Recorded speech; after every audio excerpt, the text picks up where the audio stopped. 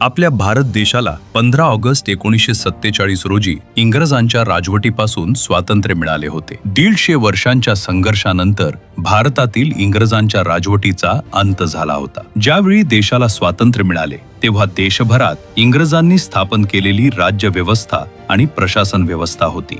स्वातंत्र्यानंतर भारतीयांनी स्वतःची राज्यव्यवस्था स्थापन करण्यासाठी संविधान सभेची स्थापना केली. देशासाठी संविधान तयार करण्याचं काम या संविधान सभेचं होते. संविधान सभेनं तयार केलेले संविधान 26 नोव्हेंबर 1949 रोजी भारतीयांनी स्वीकारले. त्यावेळी संविधानातील काही कलमे लागू झाली होती, पण पूर्ण संविधान लागू झाले नव्हते. नंतर 26 जानेवारी 1950 रोजी भारतीय संविधान देशभरात पूर्णपणे अंमलात आले.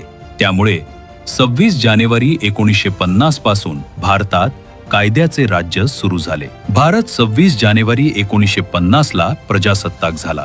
त्यामुळे दरवर्षी देशभरात 26 जानेवारीला प्रजासत्ताक दिन साजरा केला जातो. जय हिंद.